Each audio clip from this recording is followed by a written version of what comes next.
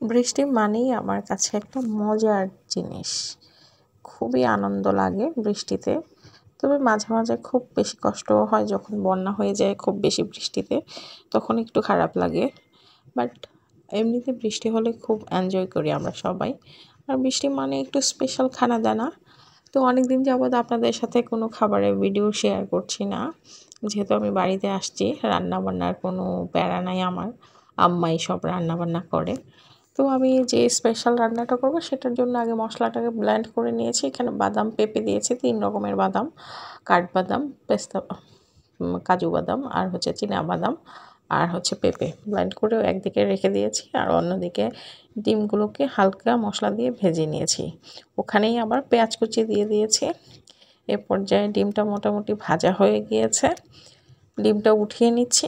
এখন মশলাটা রেডি করব।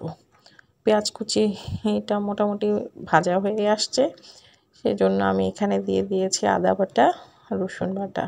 এখন এটাকে ভালো করে কষিয়ে নিয়ে আবার যে মশলাটা আমি রেডি করেছিলাম সেই মশলাটা দিয়ে ভালো করে ভেজে নিয়েছি। এখন একটু পানি দিয়ে আপনার দিয়েছি হচ্ছে এলাচ, দারচিনি, তেজপাতা দিয়েছি, ধনিয়া ফাঁকি, জিরা ফাঁকি দিয়েছি, মরিচ ফাঁকি আর সামান্য পরিমাণে হলুদ ফাঁকি।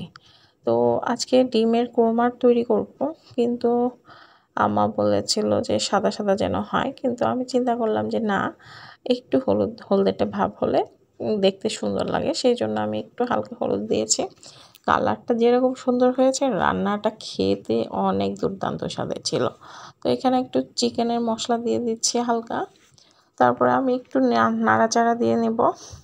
আবার একটুখানি উঠিয়ে নেওয়ার আগে জিরা ফাঁকি দিয়ে দিচ্ছি। দেখেন কতটা সুন্দর ও লোভনীয় হয়েছে। বিশ্বাস করবেন না, এভাবে যদি আপনারা রান্না করেন তাহলে বলতে বাধ্য হবেন যে না, আপুর রেসিপিটা অনেক সুন্দর ছিল, আর এভাবে রান্না করেছি, খেয়েও অনেক মজা পেয়েছে, অবশ্যই বলতে বাধ্য হবেন। তো দেখেন কতটা লোভনীয় হয়েছে।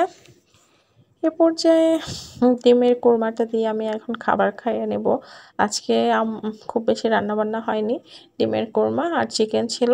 আর আমার আম্মার স্কুলে একটা প্রোগ্রাম ছিল, আম্মা সেজন্য রান্নাবান্না করেছিল, যার জন্য আম্মা বিজি ছিল, খুব বেশি রান্নাবান্না করতে পারেনি। আমি ডিমের কোরমাটা করেছি। আমার আম্মা কিন্তু একজন টিচার, তো আমার আম্মা প্রায় সময়ই টিচারদের যখন একটু ভালো লাগে, বৃষ্টি কোনো উপলক্ষ থাকে, তারা আবার একটু রান্নাবান্না করে খায়। আমার আম্মার হাতের রান্না কিন্তু লাজবাব, মানে অনেক মজা। তো আম্মার ভিডিওটাও দেখাবো ইনশাল্লাহ নেক্সট টাইমে। তো সবাই ভালো থাকবেন, আল্লাহ হাফেজ।